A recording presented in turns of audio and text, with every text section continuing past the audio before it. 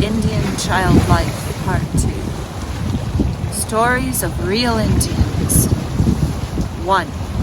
Winona's Childhood. Hush, Hushabye, little woman, be brave and weep not. The spirits sleep not. 'Tis they who ordain to woman pain.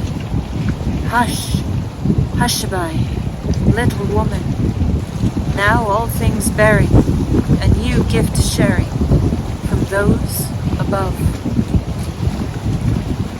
To woman, love. That's the Sioux lullaby. Chinto, Wayana, yes, indeed. She is a real little woman, declares the old grandmother, as she receives and critically examines the tiny bit of humanity. There is no remark as to the color of its hair or eyes, both so black as almost to be blue. But the old woman scans sharply the delicate profile of the baby face. Ah, she has the nose of her ancestors. Lips thin as a leaf and eyes bright as stars in midwinter. She exclaims as she passes on the furry bundle to the other grandmother for her inspection. Toki!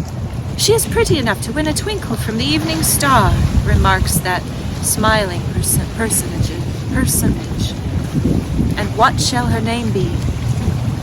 Winona, the firstborn, of course. That is hers by right of birth. Still, it may not fit her. One must prove herself worthy in order to retain that honorable name. Ah, retorts the first grandmother, she can at least bear it on probation. Tosh, tosh, the other assents. Thus, the unconscious little Winona has passed the first stage of the Indian's christening.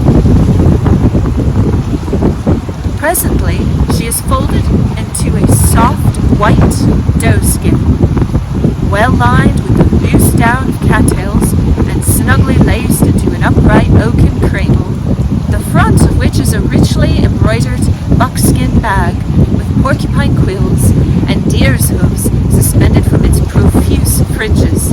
This gay cradle is strapped upon the second grandmother's back, and that dignitary walks off with the newcomer. You must come with me, she says. We shall go among the father and mother trees and hear them speak with their 1,000 tongues, that you may know their language forever. I will hang the cradle of the woman-child upon Utubu, the oak, and she shall hear the love sighs of the pine maiden. In this fashion, Winona is introduced to nature and becomes at once nature-born, in accord with the beliefs and practices of the real wild red men. The baby girl is called Winona for some months, when the medicine man is summoned and requested to name publicly the firstborn daughter of Chetonska, the White Hawk, but not until he has received a present of a good pony with a finely painted buffalo robe. It is usual to confer another name besides that of the firstborn, which may be resumed later if the maiden proves worthy. The name Winona implies much of honor. It means charitable, kind, helpful, all that an elder sister should be. The herald goes around the ring of the lodges, announcing in sing-song fashion the christening, and inviting everybody to a feast in honor of the event. A real American christening is always a gala occasion, when much savage wealth is distributed among the poor and old people. Winona has only just walked, and this fact is also announced with additional gifts. A well-born child is ever before the tribal eye, and in the tribal ear, as every little step in its progress toward manhood or womanhood, the first time of walking or swimming, first shot with bow and arrow, if a boy, first pair of moccasins made, if publicly with feasting and the giving of presents. So Winona receives her individual name of Tatiopa, or her door. It is symbolic, like most Indian names, and implies that the door of the bearer is hospitable and her home attractive. The two grandmothers who have carried the little maiden upon their backs now tell and sing to her by turns all the legends of their most noted female ancestors, from the twin sisters of the old story, the maidens who married among the star people of the sky, down to their own mothers. All their lullabies are feminine and designed to impress upon her tender mind the life and duties of her sex. As soon as she is old enough to play with dolls, she plays mother in all seriousness and gravity. She is dressed like a miniature woman, and her dolls are clad likewise in garments of doeskin to her ankles, adorned with long fringes, embroidered with porcupine quills and dyed with root dyes in various colors.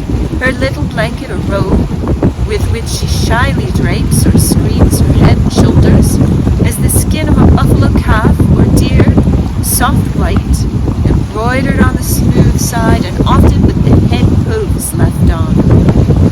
You must never forget, my little daughter, that you are a woman like myself. Do always these things that you see me do, her mother often admonishes her.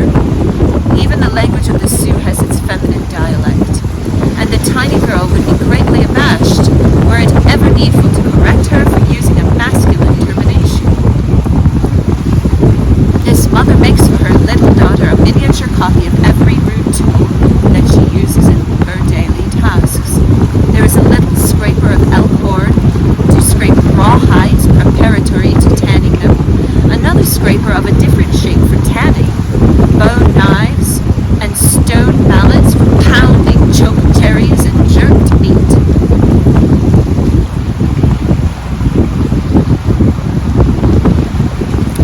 While her mother is bending over a large buffalo hide stretched and pinned upon the ground, standing upon it and scraping off the fleshly portion as nimbly as a carpenter shaves a board with his plane, Winona, at 5 years of age, stands upon a corner of the great hide and industriously scrapes away with her tiny instrument. When the mother stops to sharpen her tool, the little woman always sharpens hers also. Perhaps there is water to be fetched in bags made from the dry pericardium of the animal. The girl brings some in a small water bag. When her mother goes for wood, she carries 1 or 2 sticks on her back. She pitches her play teepee to form an exact copy of her mother's. Her little belongings are nearly all practical, and her very play is real. That's the end of that chapter, part 1, I should say. Join me for part 2 later, called Winona's Girlhood.